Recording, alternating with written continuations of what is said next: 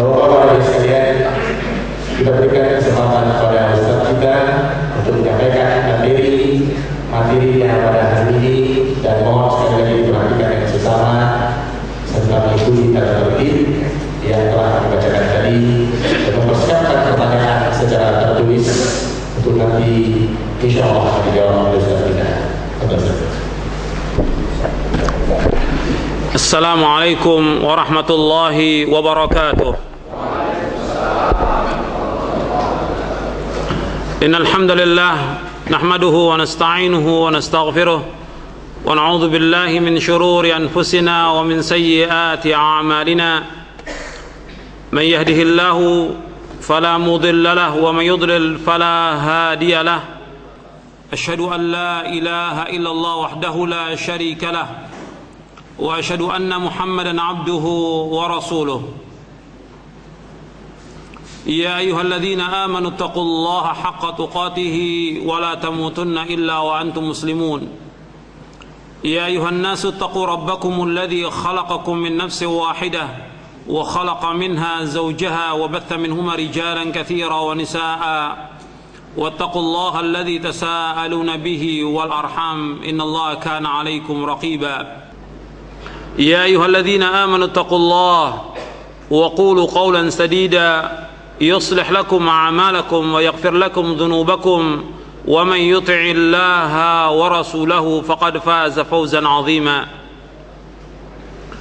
أما بعد فإن أصدق الحديث كتاب الله وخير الهدي هدي محمد صلى الله عليه وعلى آله وسلم وشر الأمور محدثاتها وكل محدثة بدعة وكل بدعة ضلالة وكل ضلالة في النار.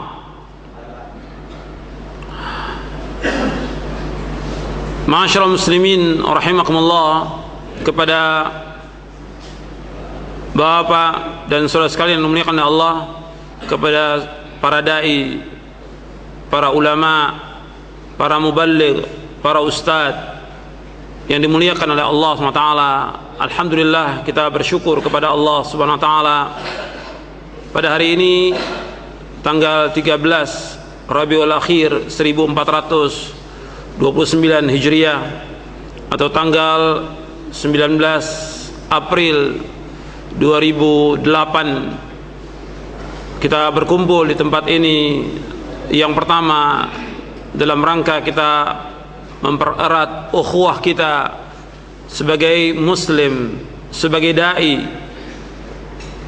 Yang kedua, dalam rangka kita meningkatkan pengetahuan kita dalam daurah ini, arti dalam daurah dai yang diadakan oleh Majelis Ulama Indonesia Jakarta Utara, yang merupakan pertama kali daurah ini diadakan untuk meningkatkan diri kita, meningkatkan iman kita, meningkatkan ilmu kita, dan juga meningkatkan amal kita. Kepada para dai, para muballigh, para ustadz yang dimuliakan oleh Allah, saya diminta oleh Majelis Ulama Jakarta Utara untuk mengisi daurah ini yang mudah-mudahan bermanfaat untuk saya dan untuk antum sekalian. Saya diminta untuk mengisi di tempat ini tentang bagaimana menjadi dai yang sukses, yang saya mengambil rujukan yang pertama dari kitab Manhajul Anbiya fi Da'wah ila Allah fihi al-hikmah wal aql. Ini yang jadi rujukan yang pertama, yaitu Manhajul Anbiya, yaitu Syekh Rabi bin Hadi bin Umair Al-Madkhali, yaitu Manhajul Anbiya fi Da'wah ila Allah fil hikmah wal aql. Ini yang pertama, yang ditulis oleh Syekh Al-Allamah Dr. Rabi bin Hadi Al-Madkhali. Yang kedua, yaitu yang menjadi rujukan dalam kajian ini, Muqawimat Ad-Da'iyatin Najih fi Dhaw'il Kitab wa Sunnah, yang ditulis oleh Dr. Said bin Ali bin Wahab Al-Qahtani. Ini yang kedua yang menjadi rujukan dalam kajian ini. Yang saya ringkas dari dua kitab ini menjadi 10 poin yang insya Allah kita akan bahas dalam waktu 2 jam. Jadi Bapak dan saudara sekalian yang dimuliakan Allah, kepada para asatidzah, para dai, para ustadz dan para alim ulama yang dimuliakan oleh Allah, kita akan bahas tentang bagaimana menjadi dai yang sukses. Yang perlu diketahui ikhwan fiddin a'azakumullah, bahwa dakwah merupakan pekerjaan yang mulia, merupakan tugas yang mulia. Sebab Allah subhanahu wa ta'ala menyebutkan bahwa orang yang paling baik perkataannya adalah para da'i. Allah subhanahu wa ta'ala berfirman di dalam surah Fussilat ayat 33, wa man ahsanu qawlan mimman da'a ila Allah wa amila salihan wa qala innani minal muslimin. Dan tidak ada orang yang paling baik perkataannya melainkan orang mengajak manusia ke jalan Allah dan dia beramal saleh dan dia mengatakan bahwa saya adalah orang-orang Islam. Kemudian juga Nabi SAW mengatakan kepada Ali bin Abi Thalib radhiyallahu an, fa wallahi la yahdiyallahu bika rajulan wahidan khairun laka min humrin na'am. Ketika Nabi mengutus Ali bin Abi Thalib untuk membuka benteng Khaybar, bentengnya orang-orang Yahudi, maka Nabi bersabda kepada Ali bin Abi Thalib, fa wallahi, demi Allah, la ayyahdiyallahu bika rajulan wahidan, engkau menunjuki seseorang, artinya Allah menunjuki dengan perantaraan engkau seseorang itu lebih baik min humrin na'am, dari onta-onta yang merah. Hadis ini sahih diriwayatkan oleh Imam Bukhari dan Muslim. Begitu juga Allah subhanahu wa ta'ala berfirman tentang nabinya Muhammad sallallahu alaihi wasallam agar Nabi mengajak umat ini ke jalan Allah dengan ilmu, yang nanti kita akan bahas pada poin yang pertama, yaitu qul hadhihi sabili ad'u ila Allahi ala basiratin ana wa man ittaba'ani wa subhanallahi wa ma ana minal musyrikin. Dalam surah Yusuf ayat 108, qul hadhihi sabili, katakanlah ini jalanku, ini sunnahku, ini manhajku, aku mengajak manusia ke jalan Allah dan juga orang-orang yang mengikuti aku dengan dasar ilmu. Di situ hadhihi sabil ad'u ila Allah ala basiratin ana wa man ittaba'ani, dengan dasar ilmu aku dan orang-orang yang mengikuti aku. Wa subhanallah, maha suci Allah, wa ma ana minal musyrikin, dan aku tidak termasuk orang-orang yang berbuat syirik. Begitu juga hadis Nabi sallallahu alaihi wasallam, keutamaan dakwah ini Nabi bersabda, man da'a ila hudan kana lahu minal ajri mithlu ujuri man tabi'ahu la yanqusu dzalika min ujurihim syai'an wa man da'a ila dhalalatin kana alaihi minal ithmi mithlu athami man tabi'ahu la yanqusu dzalika min athamihim syai'a. Nabi sallallahu alaihi wasallam bersabda, barang siapa yang menyeru, mengajak manusia kepada petunjuk, maka dia mendapatkan pahala seperti orang-orang yang mendapatkan petunjuk itu, orang-orang yang dia ajak kepada petunjuk, orang-orang yang mengikutinya, tidak dikurangi sedikit pun dari pahala mereka. Dan barang siapa yang menyeru kepada kesesatan, maka baginya dosa seperti dosa orang-orang yang mengikutinya, tidak dikurangi sedikit pun dari dosa-dosa mereka. Hadis ini sahih diriwayatkan oleh Imam Muslim, Abu Daud, Tirmidzi, Ibnu Majah, Ahmad. Di sini Nabi menyebutkan dua, orang yang mengajak kepada kebaikan, orang yang mengajak kepada petunjuk, orang yang mengajak kepada kebenaran, maka dia mendapatkan ganjaran seperti orang-orang yang diajak dan tidak mengurangi sedikit pun dari ganjaran mereka. Jadi orang yang menunjuki seseorang ke jalan yang benar, kepada pemahaman yang benar, kepada akidah yang benar, kepada manhaj yang benar, maka dia mendapatkan ganjaran seperti orang yang dia berikan petunjuk itu dan tidak kurang sedikit pun juga. Kalau 100 orang, 1000 orang, 10.000 orang, maka dia dapat ganjaran terus menerus. Tapi kebalikannya yang kedua, barang siapa mengajak manusia kepada kesesatan, kepada kesyirikan, kepada manhaj yang tidak benar, kepada bid'ah, kepada kerusakan, maka dia mendapatkan dosa seperti dosa-dosa orang yang mengikutinya dan tidak kurang sedikit pun dari dosa mereka. Jadi, Nabi menyebutkan dua di dalam hadis ini. Hadis ini sahih riwayat Muslim, Abu Daud dan yang lainnya. Jadi orang yang mengajak kebaikan mendapatkan ganjaran seperti orang-orang yang mengikutinya, dan yang kedua orang yang mengajak kepada kesesatan dia mendapatkan dosa sebanyak dosa orang-orang yang dia sesatkan. Jadi ikhwani fid din, a'azakumullah, kepada para ustadz, para dai yang dimuliakan oleh Allah, kita bersyukur kepada Allah SWT. Kita menjadi dai, menjadi orang yang mengajak manusia kepada kebaikan. Kita mengikuti jejak para nabi dan rasul, yaitu kita mengajak manusia dari kegelapan kepada cahaya, dari kesesatan kepada petunjuk,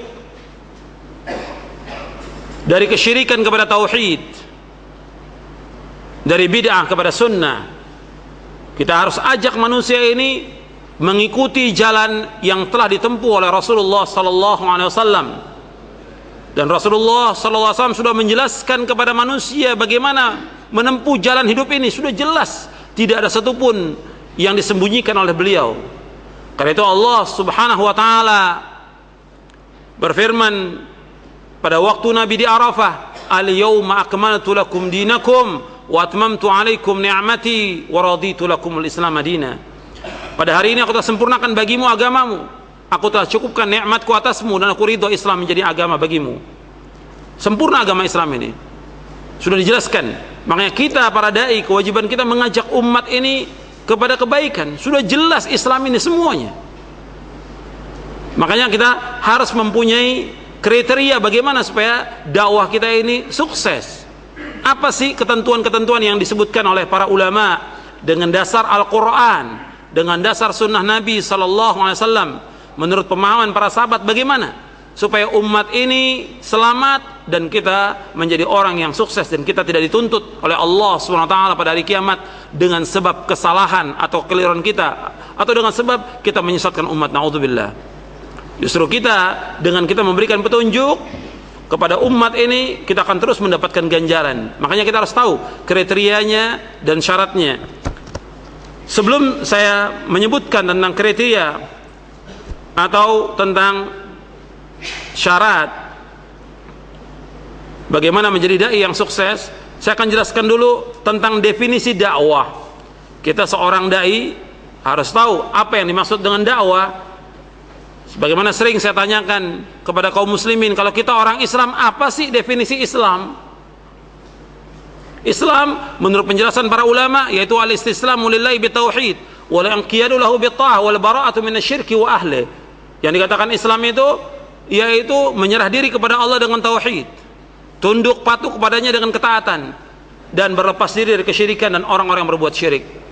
Itu yang disebutkan dalam kitab Al-Usul Ats-Tsalatsah yang ditulis oleh Syekh Muhammad bin Abdul Wahhab.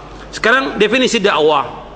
Jadi seorang dai sebelum dia berdakwah, dia harus tahu bagaimana, apa yang dimaksud dengan dakwah itu, apa definisi dakwah, supaya dia tidak salah dalam berdakwah. Dakwah yaitu mengajak manusia ke jalan Allah, yaitu mengajak manusia untuk beriman kepada Allah, mengimani apa yang dibawa para rasulnya, membenarkan apa yang mereka kabarkan kepada manusia, mengucapkan 2 kalimat syahadat, mendirikan salat, mengeluarkan zakat, puasa di bulan Ramadan, haji ke Baitullah, mengajak manusia untuk beriman kepada Allah, malaikat-malaikatnya, kitab-kitabnya, rasul-rasulnya, beriman kepada hari akhir, dibangkitkannya manusia sudah mati, iman kepada qadar yang baik dan buruk, dan mengajak manusia untuk beribadah hanya kepada Allah saja seolah-olah ia melihatnya. Ini dibawakan oleh Syekhul Islam Ibnu Taimiyah dalam Majmu' Fatawa di juz yang ke-15 halaman 157 halaman 158. Beliau menjelaskan bagaimana dakwah itu, apa definisi dakwah. Jadi yang dikatakan dakwah adalah mengajak manusia kepada rukun Islam, mengajak manusia kepada rukun iman, melaksanakan syariat Islam, taat kepada Allah, taat kepada Rasulnya, mengajak manusia untuk mentauhidkan Allah, melarang manusia dari berbuat syirik, mengajak umat untuk ittiba, meneladani Rasulullah SAW, dan melarang mereka dari berbuat bid'ah, mengajak manusia ke jalan yang benar agar selamat di dunia dan di akhirat dengan mengikuti Rasulullah SAW dan para sahabatnya. Saya ulangi, jadi yang dikatakan dakwah adalah mengajak manusia kepada rukun Islam, rukun iman, melaksanakan syariat Islam, taat kepada Allah dan Rasulnya, mengajak manusia untuk mentauhidkan Allah. Ini yang paling penting, yang nanti kita akan bahas insyaallah. Mengajak manusia untuk mentauhidkan Allah, melarang dari berbuat syirik,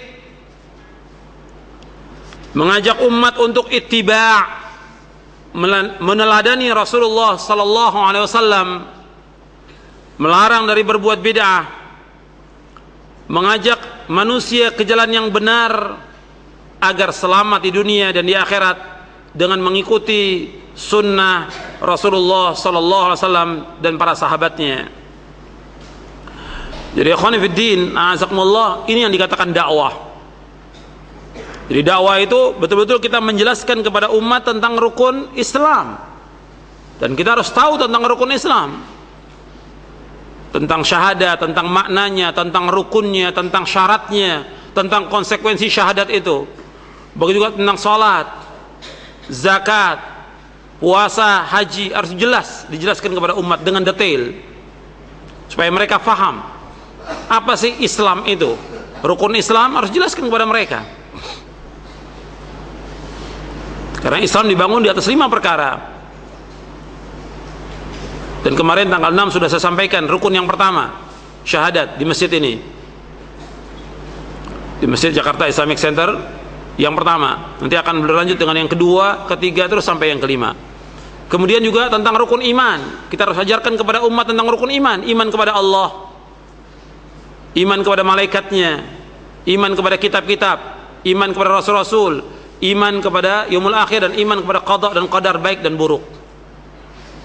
Ini harus kita ajarkan kepada umat agar mereka faham tentang arkanul iman, rukun iman yang 6 ini. Jadi tahu betul-betul mereka meyakini tentang rukun iman ini. Kadang-kadang yang disampaikan oleh para dai sifatnya umum tapi tidak mendasar. Jadi umat bertahun-tahun tidak pernah tahu apa sih yang dikatakan rukun iman, tidak tahu. Tentang iman kepada Allah, tentang tauhid al-uluhiyah, tauhid asma wa sifat tidak tahu, rububiyah, uluhiyah, asma wa sifat tidak tahu. Karena apa? Yang disampaikan oleh para dai dan para mubalik sifatnya hanya umum, tidak mendetail, tidak tafsil, tidak rinci. Padahal ini pokok yang pertama. Pokok yang pertama arti iman kepada Allah Subhanahu wa taala. Begitu juga nanti kita mengkaji tentang asma wa sifat, bagaimana menurut ahlu sunnah tentang nama-nama dan sifat Allah SWT. Begitu juga iman kepada malaikat, iman kepada kitab-kitabnya, iman kepada para rasul, iman kepada yaumul akhir, dan juga iman kepada qada dan qadar baik dan buruk. Dan untuk qada dan qadar aja ini perlu pembahasan tersendiri. Karena apa? Banyaknya firqah-firqah yang sesat, yang salah dalam memahami tentang al-qada dan qadar. Dan seorang dai harus menguasai dan bisa menyampaikan kepada umat tentang bagaimana iman kepada al-qada dan qadar menurut ahlu sunnah. Ikhwan fiddin, a'azakumullah, kita akan membahas tentang pilar-pilar yang dibangun padanya dakwah yang benar sebagaimana ditunjukkan oleh Al-Quran dan sunnah Nabi. Yang saya simpulkan beberapa poin. Yang pertama yaitu al-ilmu bima yad'u ilaihi. Poin yang pertama untuk menjadi dai yang sukses, atau pilar-pilar yang dibangun padanya supaya dakwah ini menjadi sukses. Yang pertama al-ilmu bima yad'u ilaihi, yaitu al-ilmu, mengetahui apa yang didakwahkan. Jadi kata para ulama, orang yang jahil, orang yang bodoh tidak layak untuk menjadi seorang dai. Sebab dia harus mengetahui, dia harus paham tentang Al-Quran was sunnah menurut pemahaman para sahabat. Sebab Allah subhanahu wa ta'ala berfirman di dalam surah Yusuf, surah 12 ayat 108. Allah berfirman, "Qul hadhihi sabili ad'u ila Allahi ala basiratin ana wa man ittaba'ani wa subhanallahi wa ma ana minal musyrikin." Katakanlah, inilah jalan, inilah agamaku, inilah sunnahku. Aku dan orang-orang yang mengikuti aku mengajak kalian ke jalan Allah dengan ilmu, dengan hujjah. Arti basirah, mengajak umat dengan basirah, dengan ilmu, dengan keyakinan, dengan hujjah yang nyata. Wa subhanallah, maha suci Allah, wa ma ana minal musyrikin, dan aku tidak termasuk orang-orang yang berbuat syirik. Yang dimaksud dengan basirah dalam ayat ini menurut penjelasan para mufassirin yaitu al-ilmu. Tentang basirah dalam ayat ini menurut penjelasan para mufassirin yaitu al-ilmu. Yang dimaksud dengan basirah yaitu ilmu. Jadi seorang dai dia harus mempunyai ilmu, sebab dia akan mendakwahkan kepada umat ini bagaimana umat melaksanakan Islam dengan benar, bagaimana umat beriman dengan benar, bagaimana umat mengikuti Rasulullah SAW, bagaimana umat melaksanakan agama dengan ikhlas karena Allah, bagaimana umat ini melaksanakan ibadah sesuai dengan contoh Nabi, harus dengan ilmu. Begitu juga dia akan menghadapi bukan hanya dai, yang dihadapi juga orang-orang kufar, tokoh-tokoh kesesatan sebagaimana dihadapi oleh para nabi dan rasul. Kalau dia tidak punya ilmu, bagaimana membantah mereka? Bagaimana membantah syubhat mereka? Harus ada ilmu. Yang dengan itu dia bisa membantah tokoh-tokoh kesesatan, orang-orang yang mengingkari dakwah itu, orang-orang yang ingin merusak dakwah itu. Maka dia harus bisa menjelaskan kepada umat. Jadi ilmu ini harus dimiliki oleh setiap dai. Dan metode dalam ilmu ini tentunya meliputi ilmu dalam kita belajar dan juga mengajar, sebagaimana dijelaskan oleh Al-Imam Ibnul Qayyim di dalam kitabnya Miftah dari Sa'adah di juz yang pertama halaman 476 yang dita'liq dan ditakhrij oleh Syekh Ali Hasan Ali Abdul Hamid. Kata Ibnul Qayyim rahimahullah, metode dalam ayat ini meliputi ilmu, belajar dan mengajar. Karena sesungguhnya apabila dakwah menuju kepada Allah merupakan kedudukan yang paling mulia dan utama bagi seorang hamba, maka hal itu tidak akan terjadi kecuali dengan ilmu. Dengan ilmu seseorang dapat berdakwah, dan kepada ilmu ia berdakwah. Bahkan demi sempurnanya dakwah haruslah ilmu itu dicapai sampai batas usaha yang maksimal. Jadi untuk mencapai kesempurnaan dalam dakwahnya, dia harus betul-betul bersungguh-sungguh untuk mendapatkan ilmu syar'i.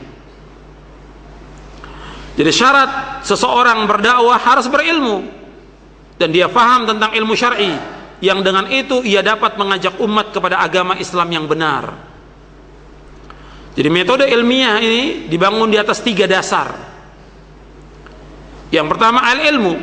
Jadi ayat ini dibangun di atas 3 dasar. Yang pertama ilmu. Jadi faedah dari ayat ini, manfaat atau fawaid dari ayat ini yang pertama yaitu ilmu. Kita harus tahu kebenaran. Ma'rifatul haq, mengetahui kebenaran. Bagaimana kita berdakwah sedangkan kita tidak tahu apa yang kita harus dakwahkan. Orang ini mendakwakan tentang arkanul iman, dia sendiri tidak tahu iman kepada Allah itu terdiri dari berapa, nggak paham dia. Dia mau dakwakan tentang makna la ilaha illallah, tidak tahu apa sih la ilallah itu, maknanya apa, rukunnya ada berapa, syaratnya ada berapa, bagaimana dia akan berdakwah, dia sendiri tidak tahu. Begitu juga tentang makna Muhammad Rasulullah SAW, apa konsekuensinya, dia harus tahu. sebagaimana dijelaskan oleh para ulama ahlu sunnah dengan dasar Al-Quran dan sunnah Nabi yang sahih. Jadi dia harus tahu, ketika dia akan mengajak umat ini, dia harus tahu. Seperti dia umpamanya mengajak orang untuk sholat, dia harus tahu tentang masalah wudhu, bagaimana cara wudhu Nabi, sifat wudhu Nabi bagaimana. Begitu juga ketika dia mengajak umat untuk sholat yang benar sesuai dengan sunnah, bagaimana? Sebab Nabi bersabda, "Shallu kama ra'aitumuni usalli." Salatlah kalian sebagaimana kalian melihat aku salat. Bagaimana cara salat Nabi? Dengan dalil dari Quran dan sunnah. Jadi harus tahu dulu sebelum dia dakwakan kepada umat ini. Jadi itu yang pertama, al-ilmu. Begitu juga nanti yang lainnya, semua harus tahu dia.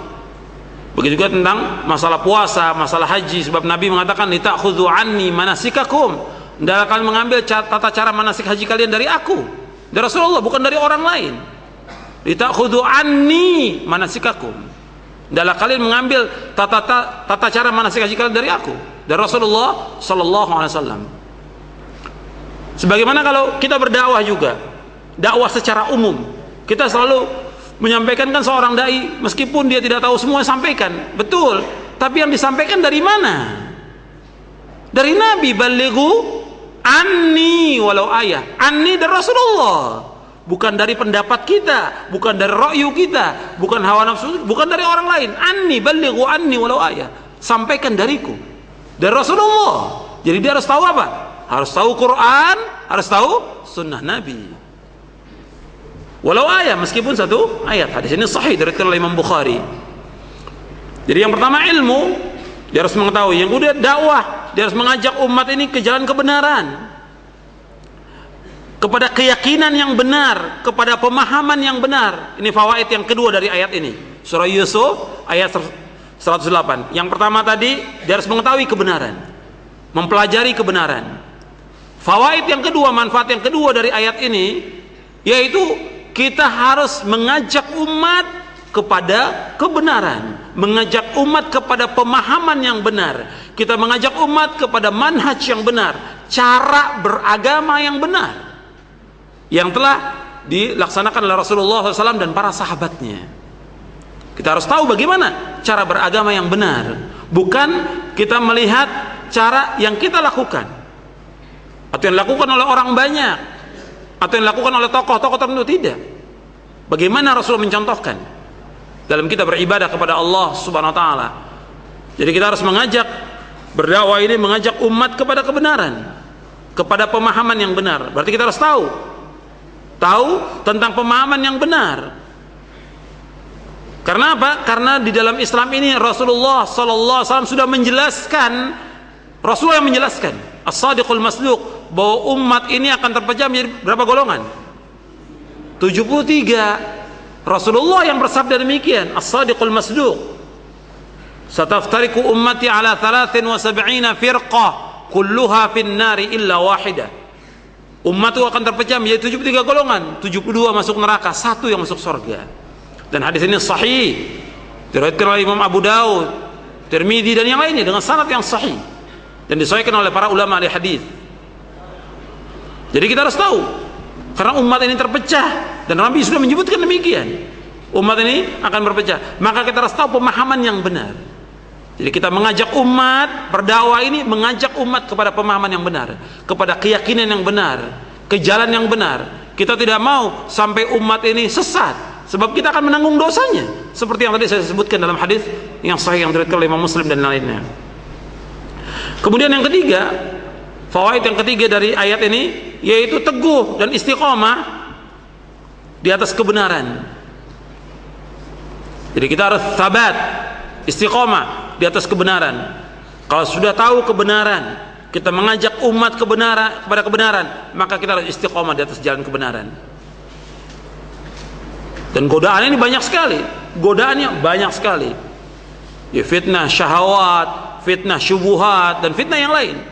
Makanya kita istiqomah. Fitnah syubuhat berkaitan dengan pemahaman, berkaitan dengan aliran, berkaitan dengan golongan. Kemudian fitnah syahwat berkaitan dengan harta, berkaitan dengan kedudukan, wanita, jabatan, dan yang lainnya. Ini fitnah terus memasuki hati manusia. Seperti disebutkan oleh para imam tentang ini. Dan Nabi menyebutkan fitnah itu akan masuk ke dalam hati manusia. Seperti apa? Seperti tikar. Seperti seutas demi seutas dari ikatan tikar itu yang terus masuk. Kalau orang tahu kebenaran, maka dia akan tetap tahu yang ma'ruf, tahu yang mungkar. Tapi kalau orang yang sudah terkena syubhat, maka dia tidak bisa menilai lagi yang mana yang ma'ruf, mana yang mungkar. Dia hanya mengikuti hawa nafsunya saja. Seperti yang disebutkan dalam hadis yang sahih yang diriwayatkan oleh Imam Muslim. Jadi kata Nabi, tu'radu fitan kal hasir, udan, bahwa dibentangkan fitnah itu seperti untayan tikar itu akan masuk ke dalam hati manusia. Makanya kita betul-betul harus jaga dari fitnah ini dan kita teguh istiqamah. Maka doa yang terbanyak yang Nabi berdoa, ya muqallibal qulub tsabbit qalbi ala dinik. Wahai Allah yang bolak-balikan hati, tetapkan hatiku atas agamamu. Kemudian ikhwan fiddin, azakumullah, kepada para duat, para dai, para ustadz, para mubalik yang dimuliakan Allah, bahwa Nabi SAW diutus oleh Allah dengan membawa ilmu dan amal. Perhatikan, Nabi diutus oleh Allah dengan membawa ilmu dan amal. Dasarnya apa? Yaitu dasarnya firman Allah dalam surah Al-Fatah.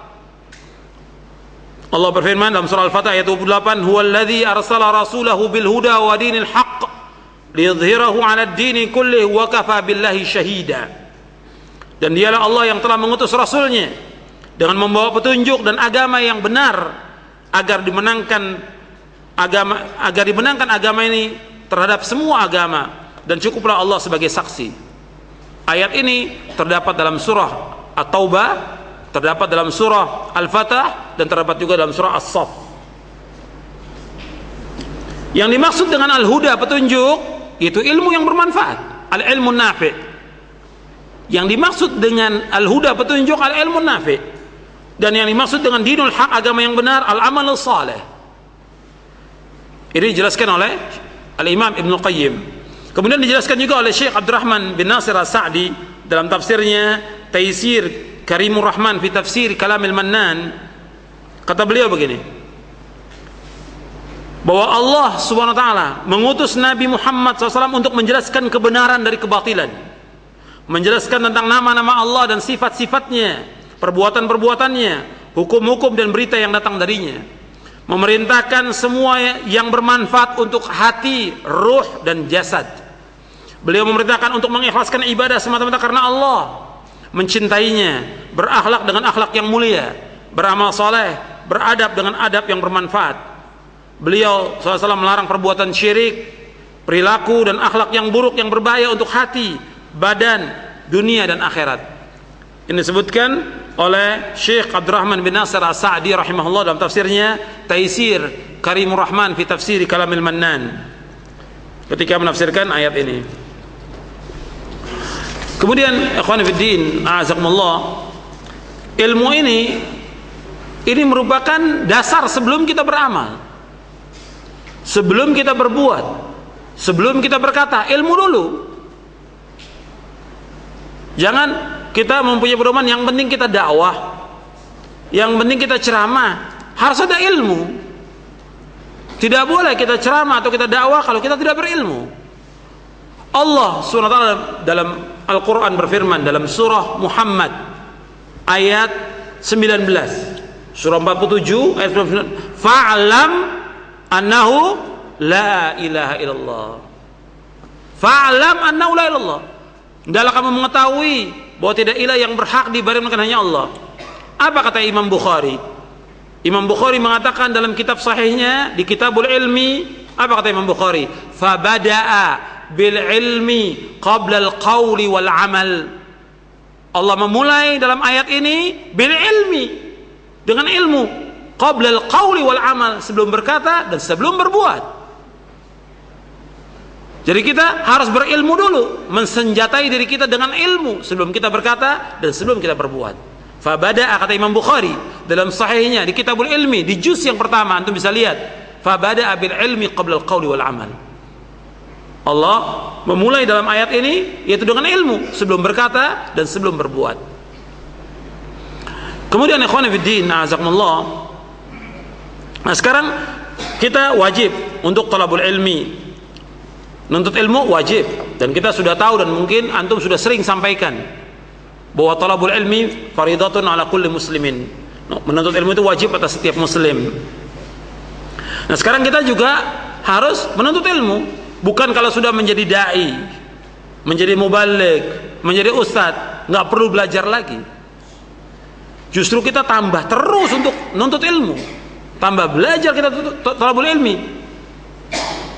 Kita menyampaikan, kita juga harus belajar. Bahwa kalau kita terus menyampaikan dan kita nggak punya ilmu, akhirnya nanti yang kita sampaikan dari pendapat kita, dari ra'yu kita, atau mungkin yang kita sampaikan cerita atau dongeng karena nggak punya bahan. Tidak paham tentang ayat, nggak paham tentang hadis, akhirnya apa? Cerita, dongeng. Dan ini menunjukkan apa? Tanda kebinasaan umat. Kalau sudah sering cerita, sering dongeng, tanda kebinasaan umat. Tanda kebinasaan umat. Sebab Nabi menyebutkan, karena Bani Israel lamma halaku qassu, kata Rasulullah, adalah Bani Israel tatkala mereka sudah binasa, qassu, mereka cerita dongeng, nggak ada ilmu lagi.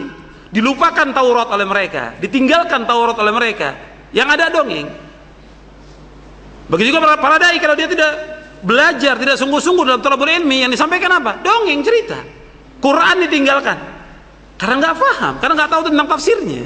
Hadis ditinggalkan, yang dibawakan apa? Hadis-hadis yang dhaif dan maudhu, hadis yang lemah dan palsu. Karena nggak belajar, nggak sungguh-sungguh dalam belajar. Makanya ikhwan fillah, azakumullah, dijelaskan dalam muqawwimat di sini, yaitu kriteria untuk muqawwimat ad-da'i an-najih, untuk menjadi dai yang sukses. Beliau menyebutkan bagaimana kita mendapatkan ilmu. Ini masih poin yang pertama, bagaimana mendapatkan ilmu. Yang pertama, untuk bisa kita mendapatkan ilmu, kita selalu berdoa kepada Allah supaya kita bisa mendapatkan ilmu. Jangankan kita, Nabi saja disuruh untuk minta ilmu kepada Allah. Apa ayatnya? Wa qul Rabbi zidni ilma. Nabi Muhammad sallallahu alaihi wasallam disuruh oleh Allah, wa qul Rabbi zidni ilma. Katakanlah wahai Muhammad, ya Allah tambahkanlah aku ilmu.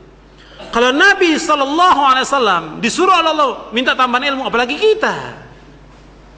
Makanya setiap hari, setiap subuh, Nabi tidak pernah tinggal untuk membaca Allahumma inni as'aluka ilman nafi'a wa rizqan thayyiba wa amalan mutaqabbala. Setiap selesai salat subuh, Nabi selalu membaca Allahumma inni as'aluka ilman nafi'a, ya Allah tambahkanlah aku ilmu yang bermanfaat, wa rizqan thayyiba, rezeki yang halal, wa amalan mutaqabbala, dan amal yang diterima. Antum perhatikan dalam hadis ini. Cuma kalau mau disyarah hadis ini panjang. Hadis ini sahih, diriwayatkan oleh Imam Ahmad, Ibnu Majah, Al-Humaidi dan yang lainnya. Nabi minta kepada Allah ilmu yang bermanfaat. Tentu ilmu yang bermanfaat yang dasarnya Al-Quran dan Sunnah. Kemudian rezeki yang halal. Kemudian amal yang diterima. Makanya kita, kalau Nabi aja minta amal yang diterima, apalagi kita. Makanya kita, meskipun kita sudah berdakwah, kita sudah berbuat, kita tetap mohon kepada Allah agar amal kita diterima oleh Allah. Dan jangan kita berbangga bahwa saya sudah berdakwah puluhan tahun. Gak boleh kita berbangga. Kita nggak tahu apakah amal kita yang sudah kita berdakwah puluhan tahun diterima oleh Allah. Kita tidak tahu. Antum perhatikan Nabi Ibrahim alaihissalatu wassalam. Ini perhatikan, Nabi Ibrahim alaihissalam setelah membangun Ka'bah yang perintahkan Allah, membangun Ka'bah, tempat yang mulia, kiblat kaum muslimin. Kemudian Nabi Ismail juga membantu untuk bangun Ka'bah, tempat yang mulia, kiblat kaum muslimin. Selesai membangun apa? Rabbana taqabbal minna innaka antas samiul alim. Wahai Rabb kami, terima amal kami. Engkau lah yang Maha mendengar dan Engkau Maha mengetahui. Tetap mohon kepada Allah agar diterima amal kita. Dan jangan kita menyangka bahwa dengan kita dakwah puluhan tahun, kita berbuat puluhan tahun, sudah pasti diterima. Belum tentu. Belum tentu. Apakah itu dakwah atau yang lainnya? Hatta salat. Nabi menyebutkan dalam satu hadis yang derajatnya hasan dan dihasankan oleh Syekh Al-Albani dalam silsilah hadits as-sahihah, ada orang yang salat selama 60 tahun, 60 sana, walam yuqbalahu minhu salat. Walam tuqbalahu minhu salatun, tinggal diterima salatnya, satu salat enggak diterima. 60 60 tahun sholat. Begitu juga dakwah kita. Kita nggak tahu apakah diterima oleh Allah atau tidak. Makanya kita harus betul-betul nanti pada poin yang selanjutnya saya akan jelaskan bagaimana pentingnya masalah ikhlas dalam kita berdakwah ini. Jadi ikhwan fillah azakumullah, itu yang pertama, kita untuk bisa mendapatkan ilmu kita harus selalu mohon kepada Allah mendapatkan ilmu yang bermanfaat. Kemudian yang kedua, ikhwan fillah azakumullah, yaitu kita harus bersungguh-sungguh untuk mendapatkan ilmu. Sungguh-sungguh. Tanpa sungguh-sungguh nggak akan dapat ilmu. Nggak bisa dengan santai aja kita nggak pernah baca buku, nggak pernah baca kitab, kita dapat ilmu, nggak mungkin. Harus sungguh-sungguh. Para ulama itu berjam-jam baca kitab, sehari bisa 12 jam. Sehari bisa 12 jam, sampai di antara mereka ada 14 jam sehari baca kitab. Sungguh-sungguh. Imam Syafi'i rahimahullah sungguh-sungguh, Imam Hanafi, Imam Maliki, Imam Hambali, semua sungguh-sungguh dalam talabul ilmi. Nggak ada yang mereka santai. Makanya Imam Syafi'i rahimahullah, dan antum sudah hafal syairnya Imam Syafi'i. Apa kata Imam Syafi'i? Akhi, lan tanala al-ilma illa bisittatin sa'umbika an tafsiliha bibayani dzaka'un wa hirsun wa ijtihadun wa bulghatun wa irsyadu ustadzin wa tulu zamani. Wahai saudaraku, engkau tidak akan dapat ilmu kecuali dengan 6. Zaka, kepintaran. Wa hirs, kemauan yang keras.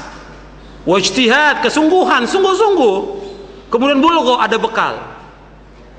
Kemudian irsyadu ustadz, ada bimbingan ustadz. Kemudian wa tulu zaman, lama waktunya. Jadi harus ada sungguh-sungguh. Tanpa kesungguhan, ikhwani fiddin azakumullah, kita nggak akan dapat ilmu. Nah, ini harus diperhatikan. Kemudian untuk mendapatkan ilmu lagi yang harus diperhatikan, tidak boleh kita sombong, tidak boleh malu.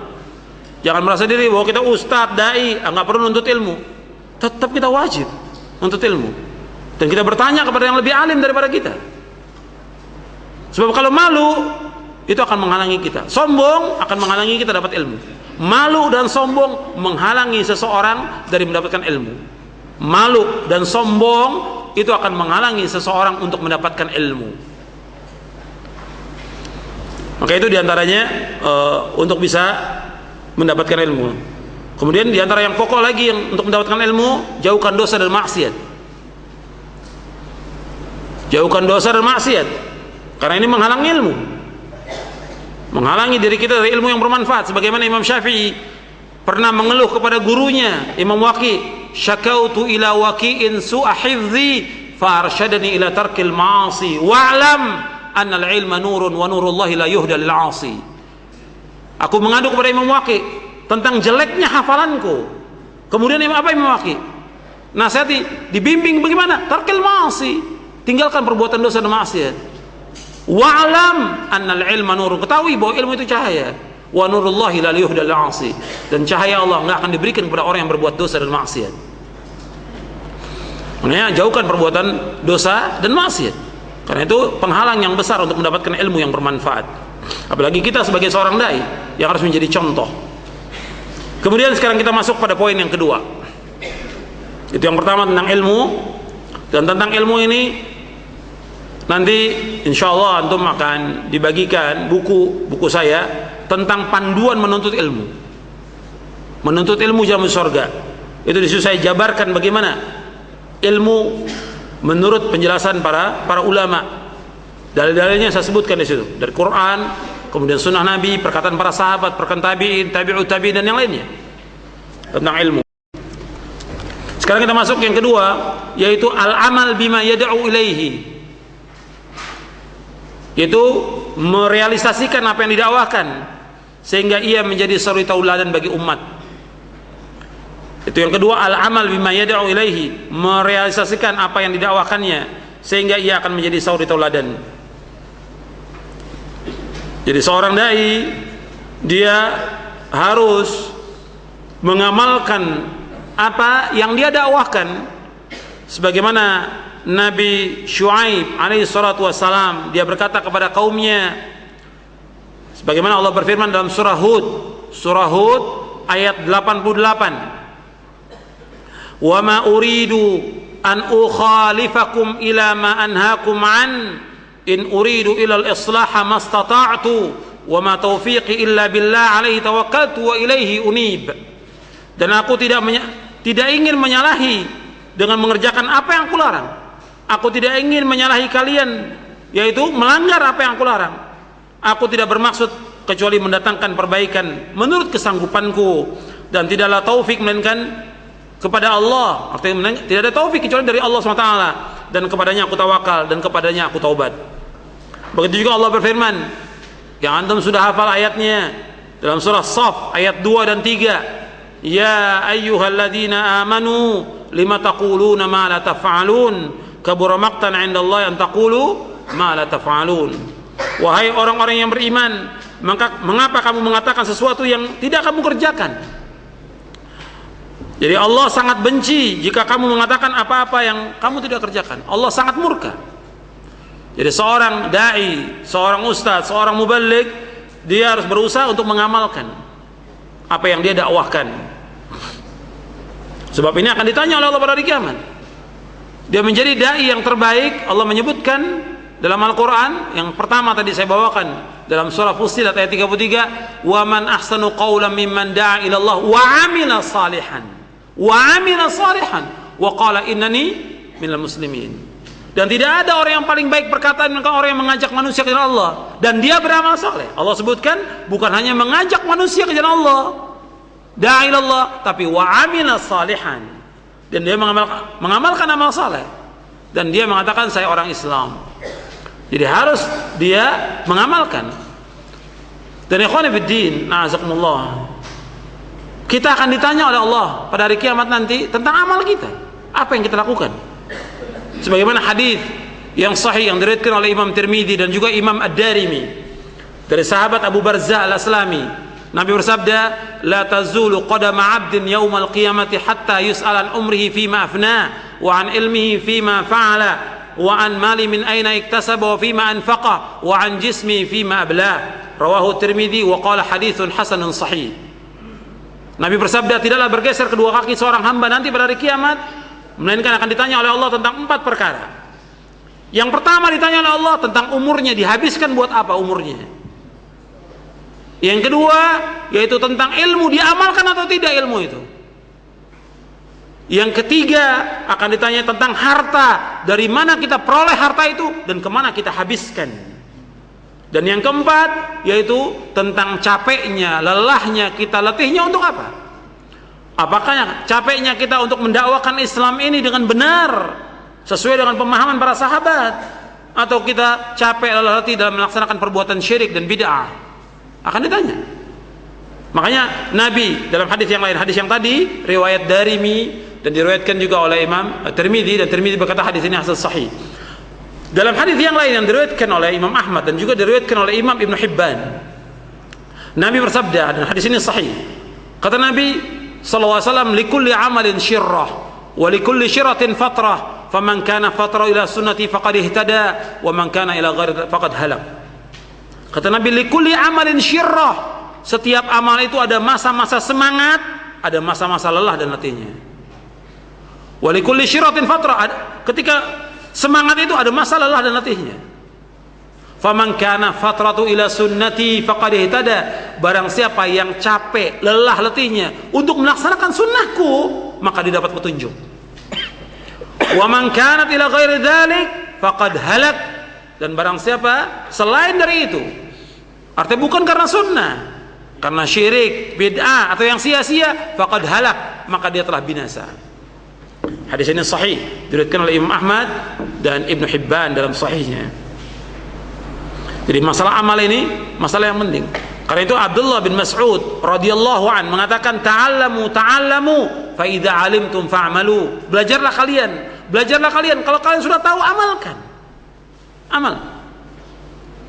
Begitu juga Abu Darda, yang aku takuti Allah akan tanya kepada aku pada hari kiamat, wahai Abu Darda, bagaimana engkau mengamalkan apa yang engkau sudah ketahui? Apalagi seorang dai, bukan hanya dia mengetahui, dia mengajak umat kepada kebaikan.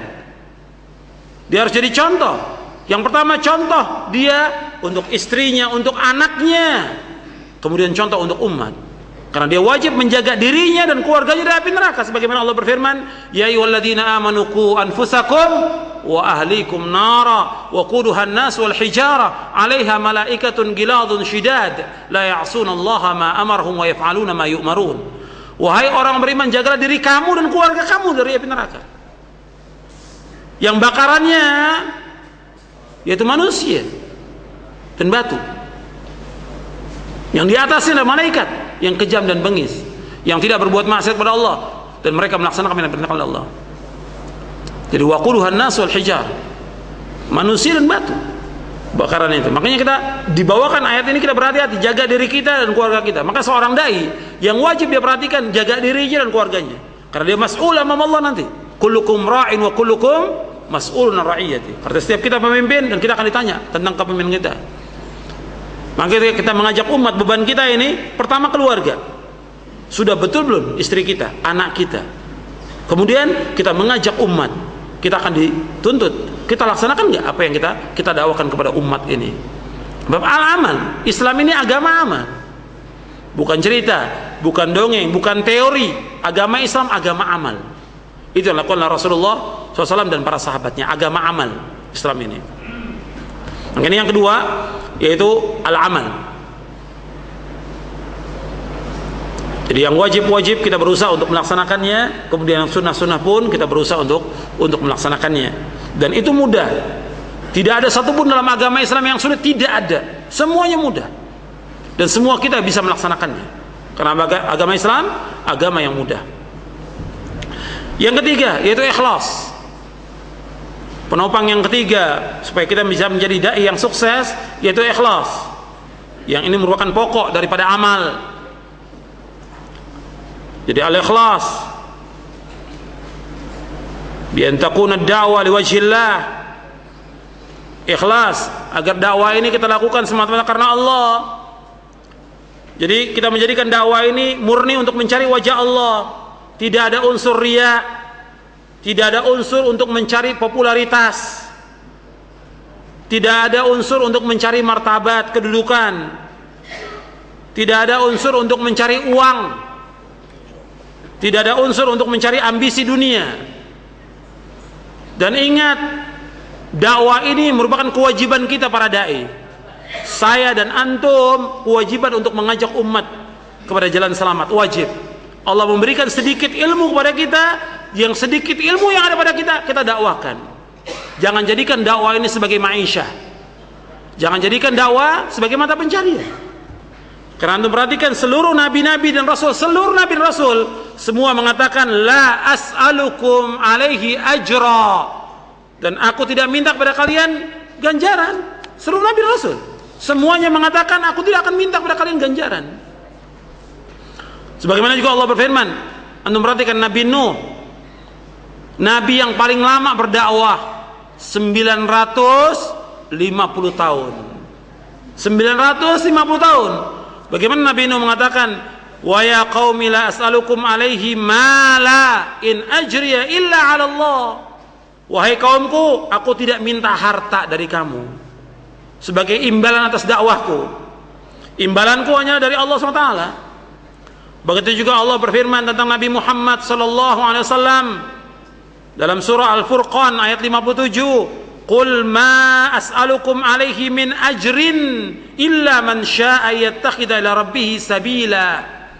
Allah berfirman surah Al-Furqan ayat 57, katakanlah wahai Muhammad, aku tidak minta imbalan apapun dari kamu dalam menyampaikan dakwah ini, melainkan mengharapkan agar orang-orang mau mengambil jalan kepada Rabbnya. Contoh kita, teladan kita siapa? Rasulullah SAW. Rasul mengatakan, "Qul ma as'alukum alaihi min ajr." Aku tidak minta ganjaran dari kalian. Nabi nggak pernah minta upah dari umatnya. Nabi nggak pernah minta amplop dari umatnya. Nggak pernah. Sekali seumur hidup nggak pernah. Justru Nabi dengan istrinya berkorban untuk mengajak umat ini kepada Islam. Nabi SAW dengan istrinya Khadijah bintu Khuwailid dan juga istri-istri yang lain, Nabi SAW mengajak umat ini ke jalan yang benar dan dia berkorban mengajak umat ini. Kemudian juga dalam ayat yang lain, antum perhatikan dan antum sudah hafal dalam surah Yasin. Wa jaa'a min aqsal madinati rajulun yas'a qala ya qaumi ittabi'ul mursalin ittabi'u man la yas'alukum ajran wa hum muhtadun. Dan datanglah dari ujung kota seorang laki-laki dengan bergegas, dia berkata, wahai kaumku, ikutilah utusan-utusan itu, ikutilah orang yang tidak meminta imbalan. Yang disuruh ikuti oleh kaumnya, ikuti orang yang tidak minta upah, ikuti orang yang tidak minta upah. Dan mereka adalah orang-orang yang mendapatkan petunjuk. Dalam surah Yasin ayat 20, 21. Ikhwan fiddin, a'azakumullah, Nabi SAW selalu mengingatkan kita untuk ikhlas karena Allah SWT. Terus seperti itu.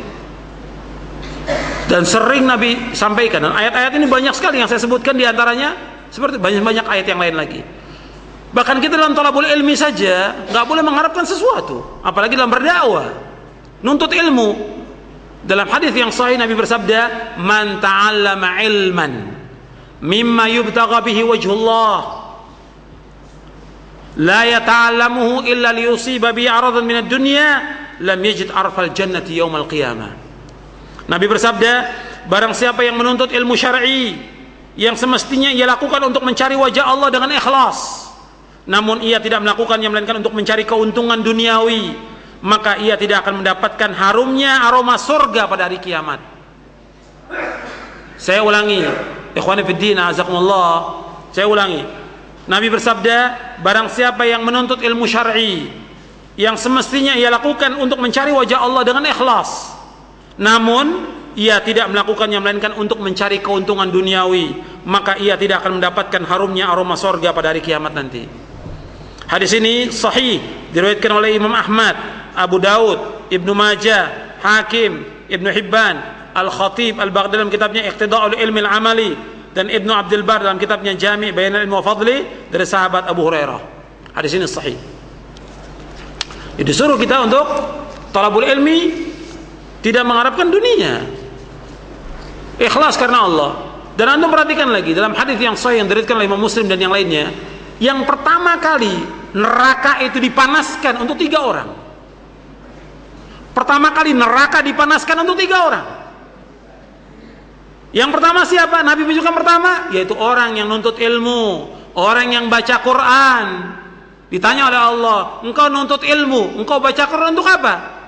Kata dia, karena engkau ya Allah. Kata Allah, bohong, bohong. Engkau nuntut ilmu supaya dikatakan orang yang alim, engkau baca Quran supaya dikatakan sebagai seorang qari, pembaca Al-Quran. Dan sudah dikatakan demikian, dan dia tidak bisa menjawab, kemudian diseret, dimasukkan dalam neraka. Yang kedua, orang yang berjihad. Ditanya oleh Allah, engkau berjihad untuk apa? Karena engkau ya Allah. Kata Allah, bohong. Engkau berjihad supaya engkau dikatakan sebagai seorang pahlawan, orang yang terkenal, atau untuk mendapatkan harta. Kemudian Allah sudah katakan demikian, dan dia tidak bisa jawab, kemudian diseret, dimasukkan ke neraka. Yang ketiga, yaitu orang yang sedekah, yang infak. Ditanya, engkau sedekah untuk apa? Karena engkau ya Allah, bohong. Engkau sedekah bukan karena aku, tapi karena ingin dikatakan sebagai engkau orang yang dermawan. Dan sudah dikatakan demikian, dan dia tidak bisa menjawab, kemudian diseret dan dimasukkan dalam neraka. Hadis ini sahih, diriwayatkan oleh Imam Muslim, Ahmad, Tirmidzi, Al-Hakim, Baihaqi dalam Sunan Al-Kubra, Ibnu Khuzaimah, Ibnu Hibban, dan Baghawi dalam Syarh Sunnah dari sahabat Abu Hurairah.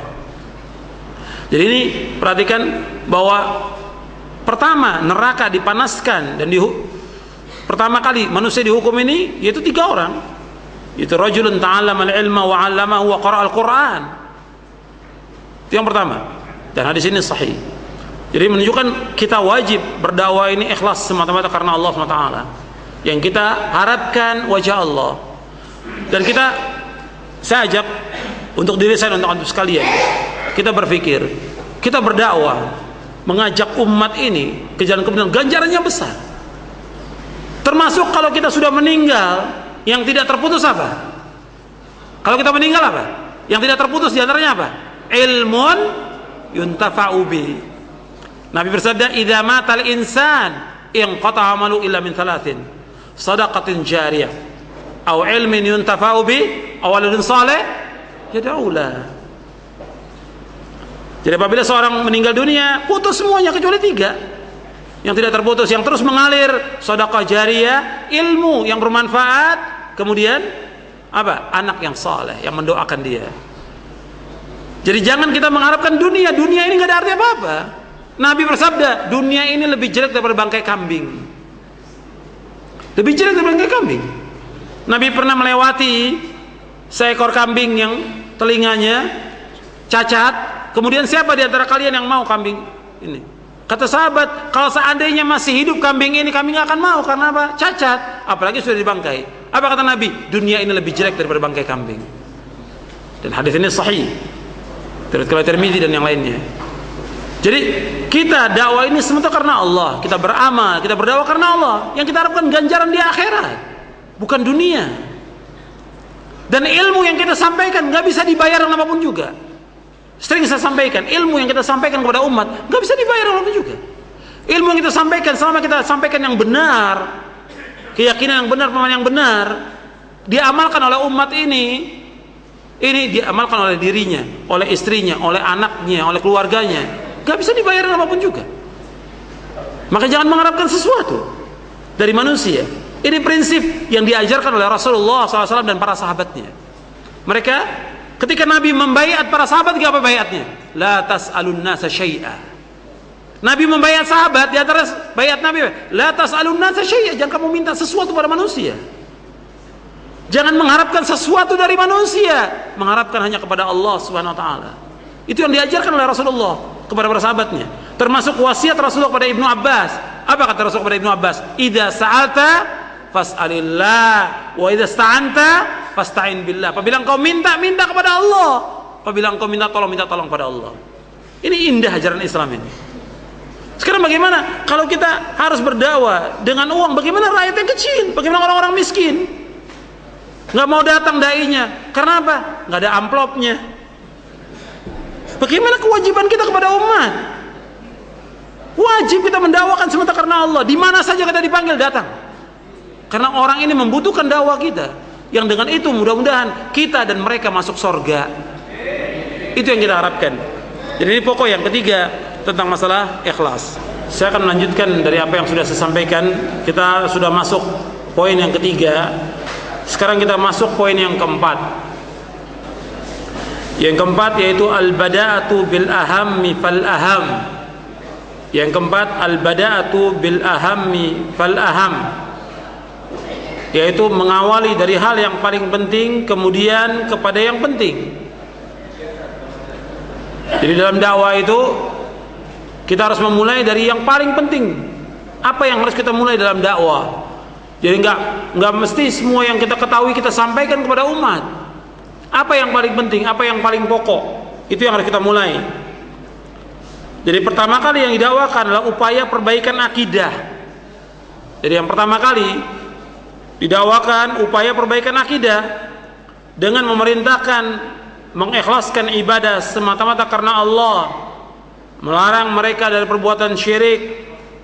Kemudian mereka memerintahkan untuk menegakkan salat, menunaikan zakat dan yang lainnya, dan juga mengerjakan yang wajib-wajib, meninggalkan semua yang haram. Ini merupakan jalan para rasul. Sebagaimana yang sudah saya jelaskan tentang definisi dakwah. Definisi dakwah yaitu mengajak umat ini kepada jalan kebenaran. Dan Nabi SAW menyampaikan dakwah kepada orang-orang kufar dan juga kepada para pemimpin, kepada raja-raja. Nabi kirimkan surat dan Nabi dakwakan yang isinya adalah mengajak mereka untuk mentauhidkan Allah. Sambil contoh, surat Nabi kepada Heraklius, penguasa negeri Romawi, yaitu Nabi di awalnya menyebutkan wassalamu ala manittaba'al huda, yaitu sejahtera bagi orang-orang yang mengikuti petunjuk. Mengucapkan salam kepada orang kafir tidak boleh.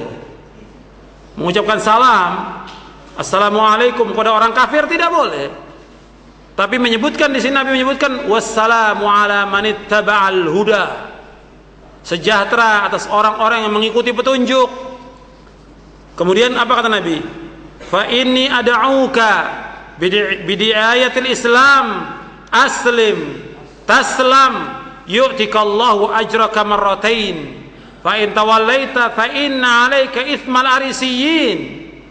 Kemudian dibawakan ayat qul ya ahlal kitab ta'alu ila kalimatin sawa'in bainana wa bainakum alla na'budu illallah wa la nusyrika bihi syai'a wa la yattakhidha ba'duna ba'dan arbaba min dunillah fa in tawallaw faqulu ashhadu bi anna muslimun. Dalam surah Al-Imran surah yang ketiga ayat 64. Yaitu Nabi setelah menyebutkan sejahtera atas orang-orang yang mengikuti petunjuk ini kepada Heraklius, raja Romawi. Sesungguhnya aku menyeru engkau dengan seruan Islam. Masuklah engkau ke dalam Islam, maka engkau akan selamat dan Allah akan memberimu pahala 2 kali lipat. Tetapi jika engkau berpaling, maka bagimu dosa al-arisiyyin. Al-arisiyyin adalah dosanya para petani yang ada di negeri itu. Artinya engkau akan menanggung dosanya orang-orang yang lemah. Karena dia yang menyebabkan kelanggengan perbuatan syirik. Karena tidak masuk Islam dan tidak mengajak rakyatnya untuk masuk Islam. Kemudian Nabi membacakan ayat dalam surah Ali Imran surah 3 ayat 64. Wahai ahlul kitab, qul ya ahlul kitab ta'alu ila kalimatin sawa. Wahai ahlul kitab, kemarilah kepada satu kalimat yang sama. Bainana wa bainakum, antara kami dengan kalian. Alla na'budu illallah, tidak boleh kita beribadah melainkan hanya kepada Allah. Wala nusyrika bihi syai'a, dan tidak boleh kita menyekutukan Allah dengan sesuatu. Wala yattakhidha ba'duna ba'dan arbaba min dunillah, dan tidak boleh sebagian dari kita menjadikan sebagian yang lain sebagai tuhan-tuhan selain Allah. Fa in tawallaw faqulu asyhadu bi anna muslimun, dan seandainya mereka berpaling, saksikan bahwa kami adalah orang-orang Islam. Jadi Nabi SAW ketika risalah ini sampai kepada Kaisar Romawi, maka Kaisar memanggil Abu Sufyan bin Harb. Waktu itu dia masih kafir, yang berada di antara kafilah Quraisy. Mereka adalah pedagang di negeri Syam. Dalam waktu tenggang yang diberikan Rasulullah kepada Abu Sufyan dan kafir Quraisy, artinya Abu Sufyan pada waktu itu datang ke Romawi untuk menjelaskan bahwa orang-orang yang menjelaskan waktu dia berdagang ke Romawi. Kemudian waktu itu surat Nabi sampai. Kemudian Nabi bertanya kepada Abu Sufyan. Abu Sufyan masih kafir. Dia tanya, bagaimana tentang orang yang datang di tengah-tengah kalian? Artinya yang mengirim surat ini Nabi Muhammad SAW. Bagaimana kau tahu tentang orang itu? Dijawab oleh Abu Sufyan. Ini masih kafir Abu Sufyan. Abu Sufyan mengatakan yang diperintahkan oleh Muhammad yaitu beribadah kepada Allah semata dan tidak menyekutukan Allah dengan sesuatu. Tinggalkanlah ucapan yang berasal dari nenek moyang. Beliau memerintahkan melaksanakan sholat, berkata jujur, menjaga kehormatan diri dan hubungan silaturahmi. Disampaikan dengan benar oleh Abu Sufyan. Dan antum bisa lihat di dalam Sahih Bukhari tentang hadis ini, dalam Sahih Bukhari di kitab Permulaan Wahyu, Bada'il Wahyi. Jadi situ kata Abu Sufyan yang diperintahkan oleh Muhammad, wa'budullaha wa la tusyriku bihi syai'a watruku ma yaqulu aba'ukum wa ya'mur bis salati was sidqi wal afafi was silah.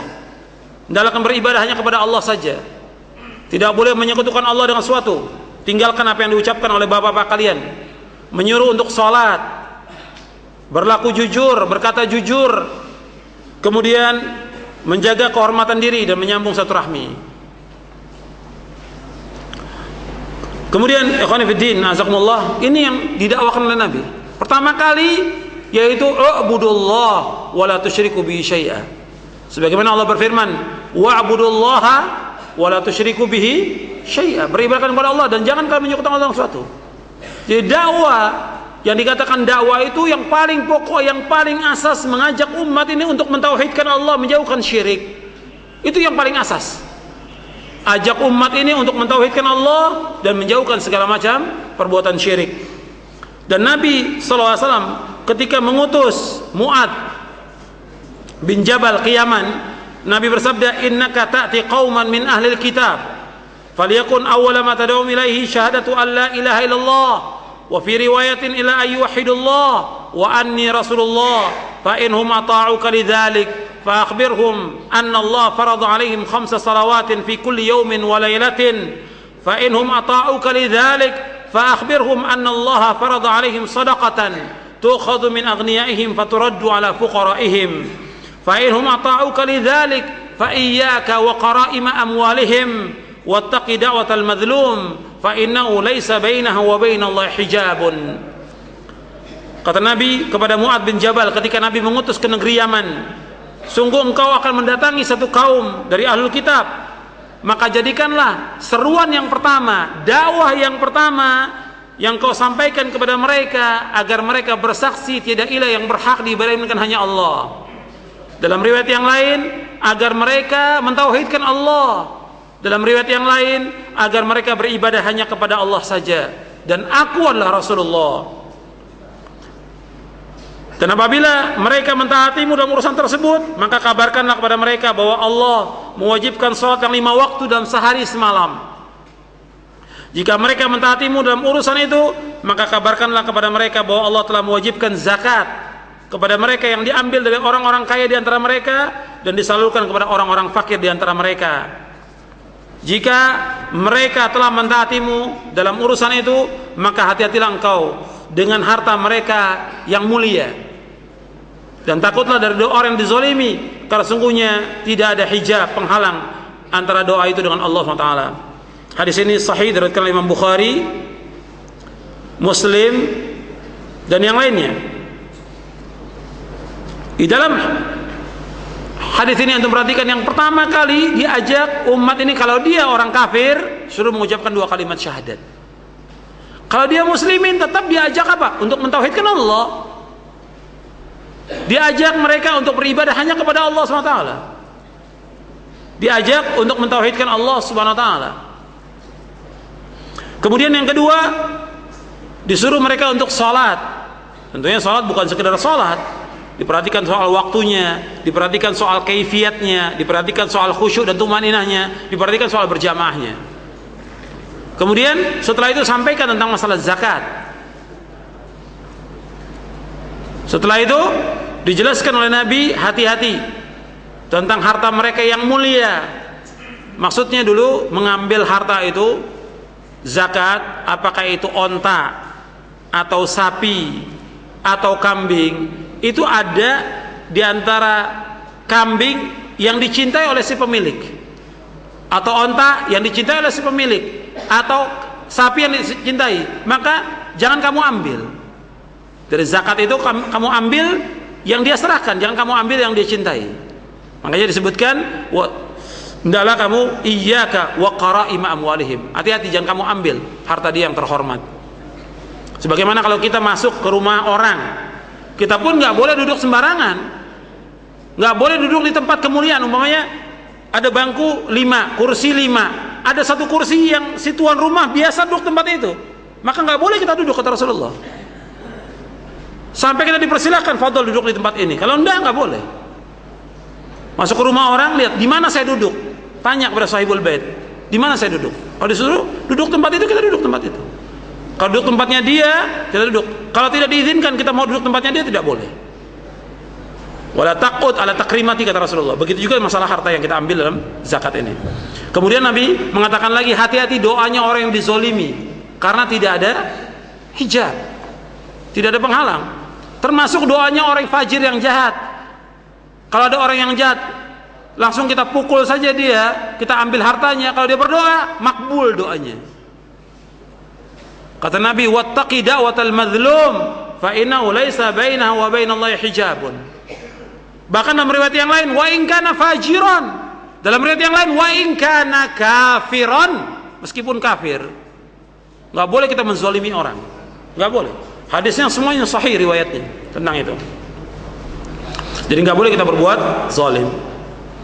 Kemudian ikhwan fi din, a'azakumullah, kita melihat bahwasanya seluruh nabi dan rasul itu dakwanya dakwah tauhid.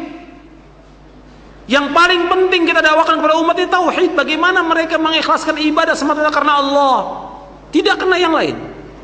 Semua nabi, antum bisa lihat ayatnya. Yang pertama dalam surah An-Nahl, surah 16 ayat 36. Surah 16 ayat 36 Allah berfirman, "Wa laqad ba'atsna fi kulli ummatin rasulan an i'budullaha wajtanibut taghut, faminhum man hadallahu wa minhum man haqqat 'alaihi ad-dhalalah, fasiru fil ardi fanzuru kaifa kana 'aqibatul mukadzibin." Dan sungguh kami telah utus setiap umat seorang rasul. Setiap rasul dakwahnya an i'budullah, hendaklah akan beribadah hanya kepada Allah saja. Wajtanibut taghut, tinggalkan tagut, semua yang disembah selain Allah. Di antara mereka yang dapat hidayah dari Allah, di antara mereka yang tetap dalam kesesatan. Maka berjalan kalian di muka bumi dan lihat akibat orang-orang yang mendustakan ayat Allah. Yang kedua, antum lihat dalam surah Al-Anbiya, surah 21 ayat 25. "Wa ma arsalna min qablika min rasulin illa nuhi ilaihi annahu la ilaha illa ana fa'budun." Dalam surah Al-Anbiya surah 21 ayat 25. "Dan tidaklah kami mengutus sebelummu dari seorang rasul, melainkan kami wahyukan kepada setiap rasul itu bahwa tiada ilah yang berhak diibadahi melainkan hanya aku." Itu melainkan hanya Allah SWT. Jadi dakwah nabi dan rasul itu mengajak umat untuk mentauhidkan Allah.